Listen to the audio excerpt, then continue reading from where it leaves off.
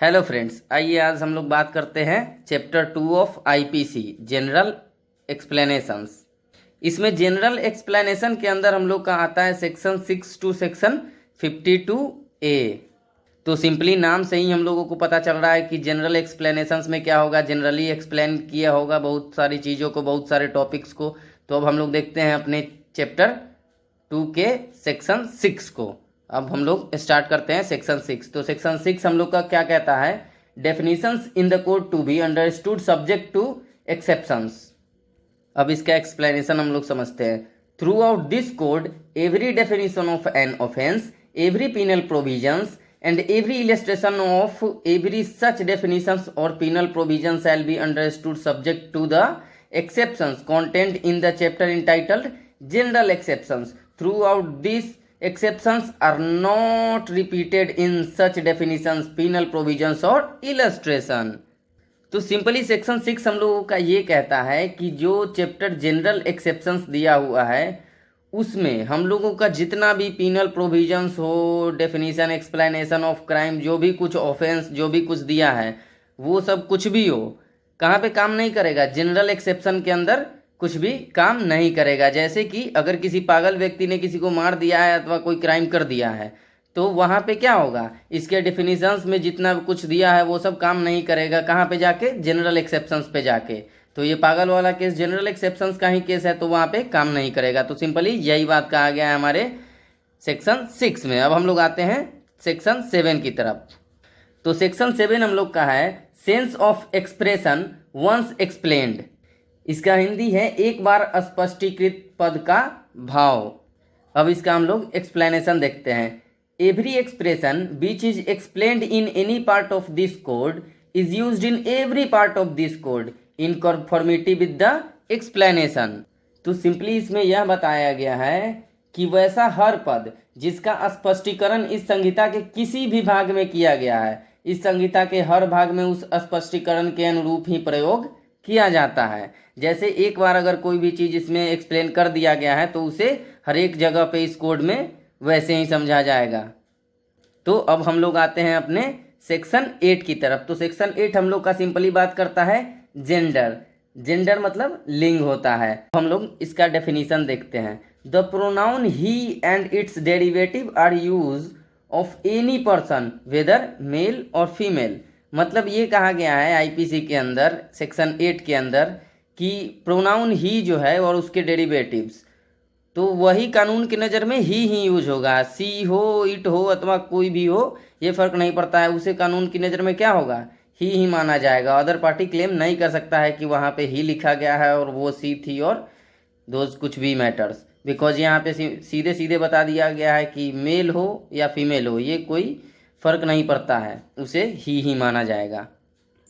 अब हम लोग आते हैं सेक्शन 9 की तरफ। तो सेक्शन 9 ऑफ आईपीसी हम लोग का बात करता है नंबर। नंबर मतलब संख्या और वचन।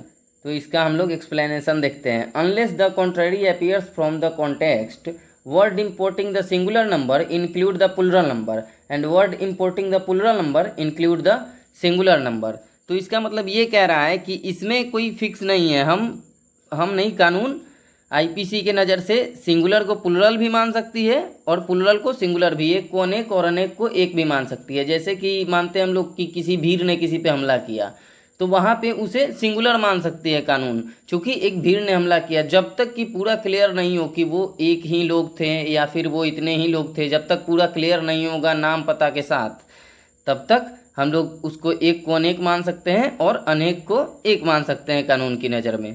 अब हम लोग आते हैं अपने सेक्शन 10 की तरफ। तो सेक्शन 10 हम लोग का सिंपली बात करता है man and women. Man and women का मतलब होता है पुरुष अथवा स्त्री।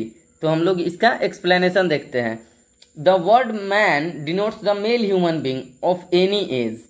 मतलब इसका मीन्स ये है कि मैन जो है डिनोट्स करता है, द वर्ड मैन, मैन ये बताता है कि वो पुरुष व्यक्ति किसी भी एज का हो उसे हम लोग क्या मानेंगे, मैन माने, उसे हम लोग मैन मानेंगे। और the word women denotes female human being of any as. और वुमेन मतलब कोई भी स्त्री, चाहे वो किसी भी उम्र की हो, उसे हम लोग वुमेन मानेंगे। अब हम लोग आते हैं सेक्शन 11 की तरफ। तो सेक्शन 11 हम लोग का बात करता है पर्सन। पर्सन मतलब व्यक्ति।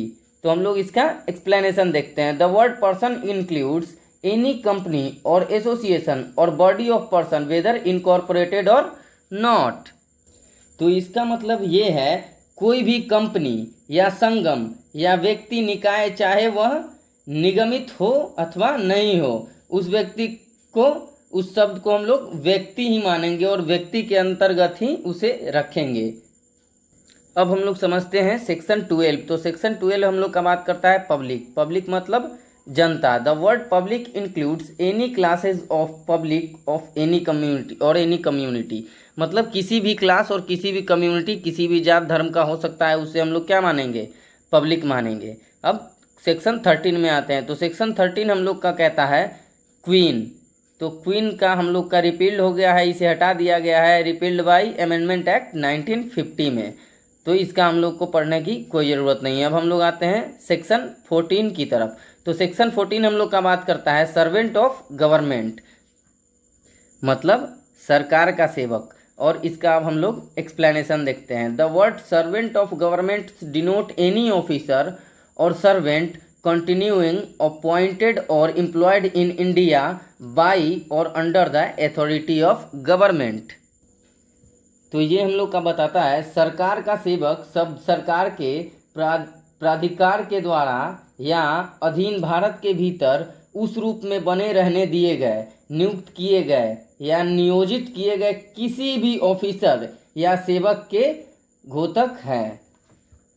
इसका मतलब ये है कि कोई भी ऑफिसर अथवा सर्वेंट अगर कंटिन्यू करता है, अपॉइंटमेंट किससे मिला है? उसे अथॉरिटी से मिला है, गवर्नमेंट ऑफ इंडिया, और तब वो भारत का सेवा करता है, तो उसे हम लोग क्या कहेंगे?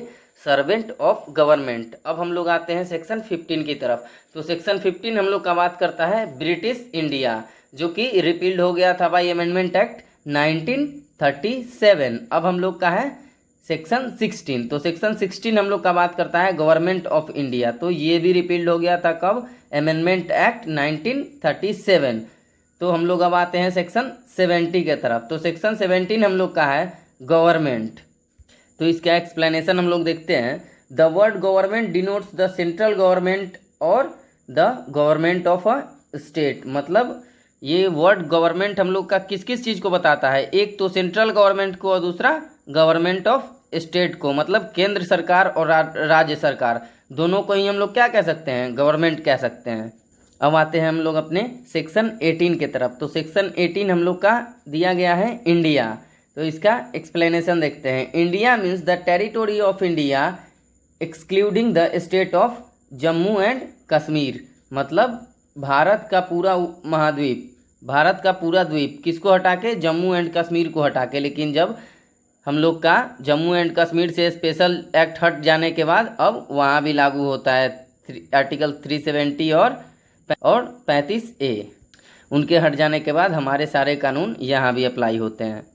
तो आज इस वीडियो में हम लोग सिर्फ सेक्शन 18 तक ही पढ़ेंगे। अब आगे वाले चैप्टर आगे वाले वीडियो में हम लोग आगे कंटिन्यू करेंगे सेक्शन 19 से। Okay, good bye.